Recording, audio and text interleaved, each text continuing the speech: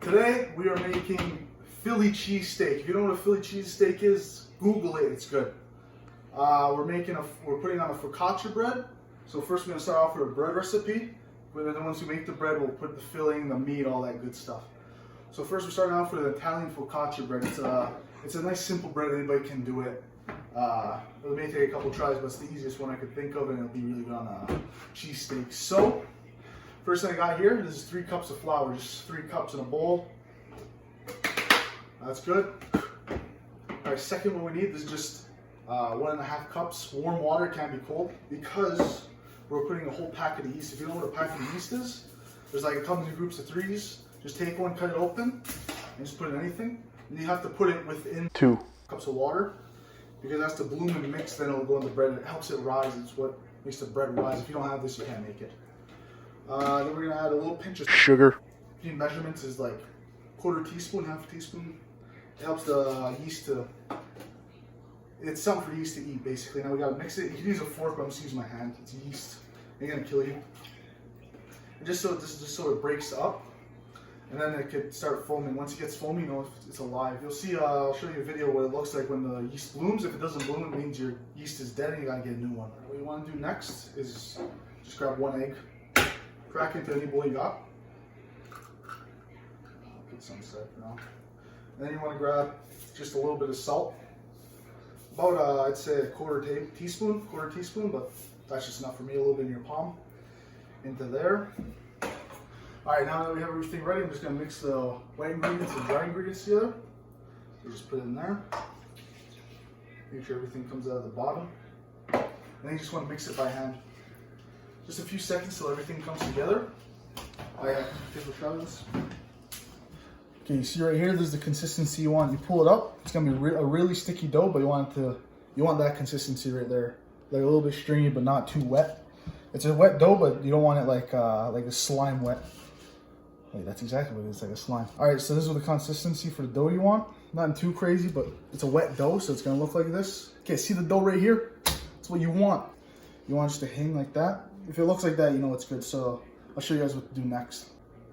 All right, what we're gonna do now is we're just gonna put the dough from in here. We're gonna put it in a heavily oiled bowl, so then it can proof for an hour so it doesn't stick everywhere. So before you do anything, I wanna use a high quality olive oil. Dark bottles are usually a sign of good quality, or if it's in a tin. Just put a little bit on your hand. It's so like it was sticky before, but if you don't put any oil on your hand, it's gonna be really sticky. Okay, so what we're gonna do, put like, I'd say good, not that much, that's like a 1/4 cup of oil. And you just wanna spread it all around the bowl so it doesn't stick to the bowl later on. Just make sure you get all the edges pretty well. There's a large bowl, you can use like a medium bowl, it's all the same. Just like that, nice and oiled. Make sure you get the sides really well.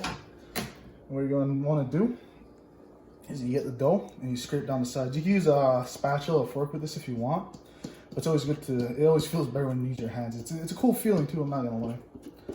So you want a lot of gravity to do the stretching, then just help it out right there. Pull it in. Just make sure it all gets in the bowl.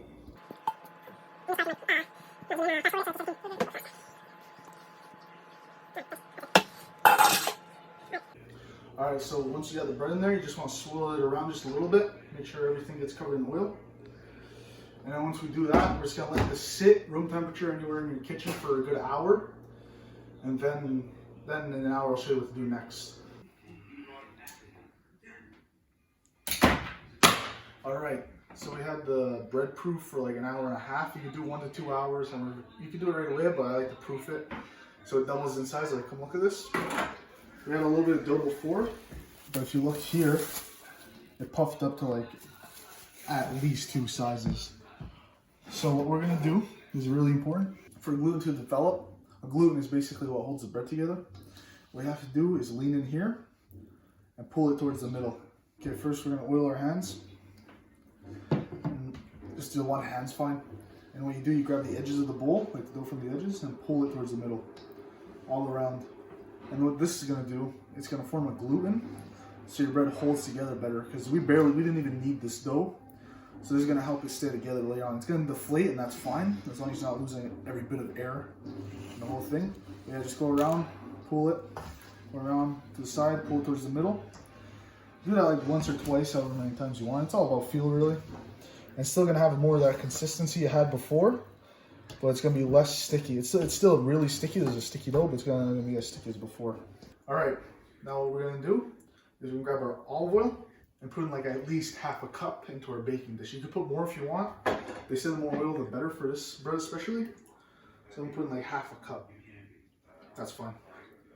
This make sure you get all over, because what we're gonna do is when we're gonna transfer a dough into this, just pull that dough down like this into there.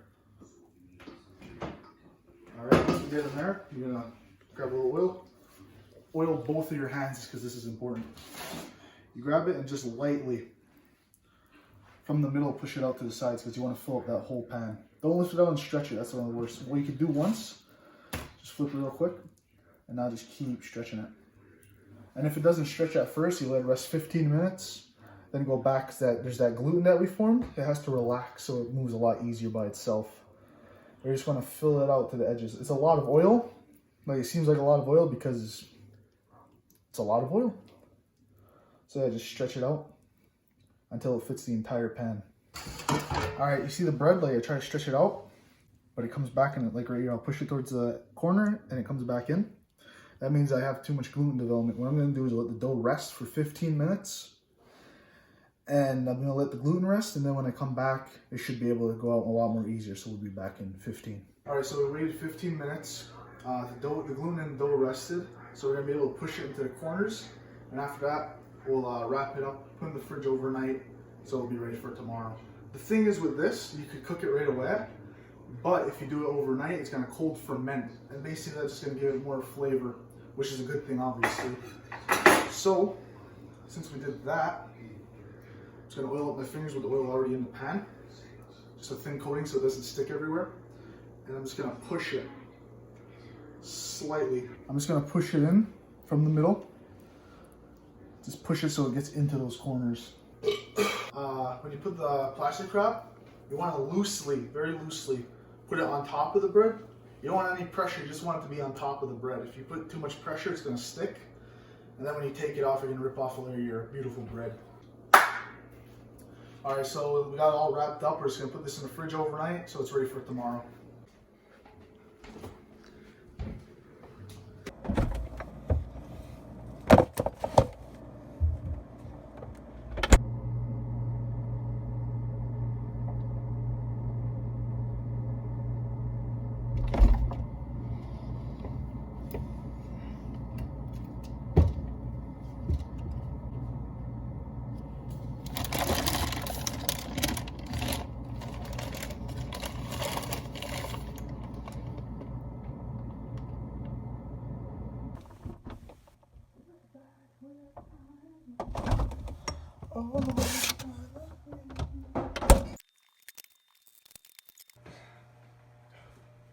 All right, so we had the bread ferment overnight.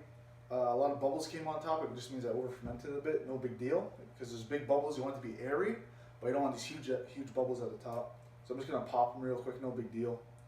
And before I do that, I'm using half of this to make a sandwich. But another cool thing, you don't even have to make the sandwich. The bread itself is really good. What I'm gonna do, I have little cherry tomatoes here. I'm gonna cut them in halves.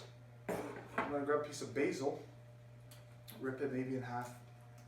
And what you're gonna do is you're gonna put the basil, you wanna push it into the bread, and then you grab the cherry tomato and you push it over the basil, and then you got a nice focaccia right there as well. So I'm gonna use half of this for a sandwich, I'll use half of it for just a bread. The bread goes with anything. You go with spaghetti or any Italian dish really, or just a snack itself, it's really nice.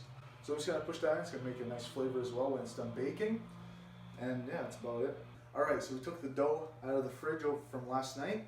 What I'm gonna do now is I'm just gonna oil up my hands a bit, a little bit of olive oil. And what you're gonna wanna do is just with your fingertips, push into the dough. Not too much. You don't want to deflate it totally, you just want to make little dimples all around. And I'll show you why in a second. It's gonna deflate a bit, that's not terrible. It'll probably re-rise when it's baking. Okay, once I got those dimples in, half of this, I'm gonna make a different kind of focaccia. You can fill this with anything. Some people use potatoes. What I'm gonna do, for half of this I have basil. I'm gonna push it into all these little dimples I just made. And I have cherry tomatoes. I cut them in half, just little tomatoes. If you don't like tomatoes, trust me, this is good. I don't really like tomatoes either, but I love this. It's really nice. So I'm just gonna put the basil in, then I'm gonna push the tomatoes on top of that basil. And it's gonna give it a nice flavor, it's gonna roast, it's gonna soften, it's gonna caramelize as well. But you just do it randomly. I'm only doing it for half the bread because the other half I'm using for the sandwich itself, the Philly cheesesteak. Alright, we got the dough ready. We put the tomato and basil in half of it. We have an oven that's been preheating at 450 for about half an hour. And just before we put it in, we're gonna drizzle some olive oil on top. It's gonna give it a nice crunch in the end, trust me. Roll that around a bit. I'm gonna put it in for about 20 to 30 minutes until this gets nice and golden. Alright, we just took the bread out of the oven. It's been in there for like 20 minutes at 450. I'm just gonna take it out of the pan and put it on this cooling rack right here, just so it cools a bit faster. I want it to cool for about an hour.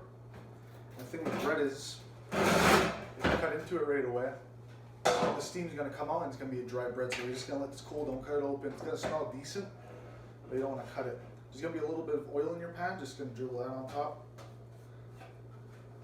Just give you some extra color and some flavor.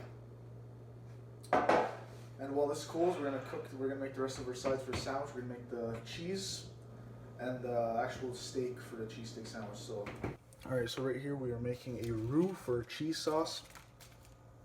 Okay, Philly cheesesteak has a cheese sauce. Usually you can use mozzarella if you don't want to do this, but Philly cheesesteak has a cheese sauce. Traditionally I use Cheese Whiz, but I'm gonna make my own from scratch. Then within that butter, we're gonna do a tablespoon of flour. And with the roux, you could do this with any measurements. All it has to do, it has to be equal parts fat and equal parts flour. I think I'll need a little bit more flour than that for this.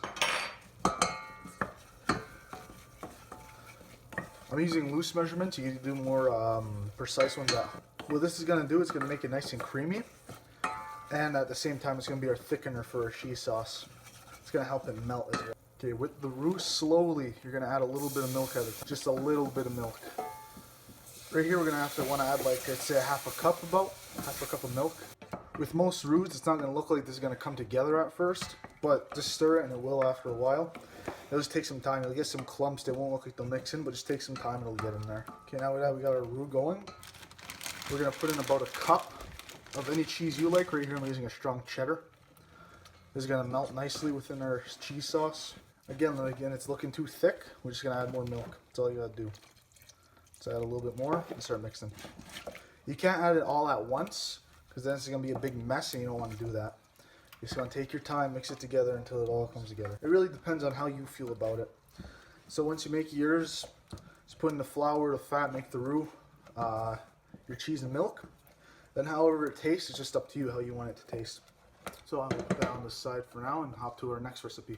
Alright, now we're going to do the meat part of the cheesesteak. What you could do, you just grab any steak, cut it as thinly as you can and fry it like this. I have mine already pre-chopped over here. So what you're going to do is just grab each slice and lay it in the pan. When you cook this, it's going to stick to the pan, and you want that to happen because it's going to form a nice crust, and that's going to give it a little bit more texture to your sandwich. What I'm doing right here, I'm just adding some Montreal steak spice. You can use salt and pepper if you want, but I like the flavor of this, so I'm just going to add some of it. Any seasoning works for this if you want to try it out. You don't want to stir this too much. You want to wait for a second. It's gonna stick onto the pan, and we're gonna scrape it off with a spatula. And with the steak, if you cut it really thin, you won't have to ever flip it because it's gonna completely cook through by the time it's done. And once it's done cooking, it's gonna stick to the pan so much when you try to take it off, you gotta scrape it. And it will. What's gonna happen? It's gonna break up into pieces, and that's fine. Because traditionally, Philly cheesesteak is a chopstick sandwich. So when it breaks apart, that's just fine. You're getting more crispy bits out of that. So don't worry if it starts breaking apart afterwards. Don't flip it. Just scrape it up, put it in a different plate, do another batch, and just keep doing that until you're done with all of the meat. Alright, so we got everything together, everything's done. Now we just gotta make the sandwich, which was the easiest part. So I cut a piece of bread. This is out of the pan. I could have cut like 6 pieces if I wanted to. I got 4, so I want a bigger sandwich, and I have those extra pieces as well. Okay, so we're just gonna start off.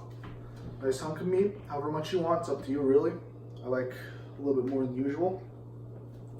We're gonna add our velvety goodness right here. A little bit of that cheese sauce. Stuff's really good too, I like it a lot. And off camera I've sauteed some onions, so just right here, add a little bit of onion. And boom, right there. Got yourself Philly cheesesteak. Oh yeah.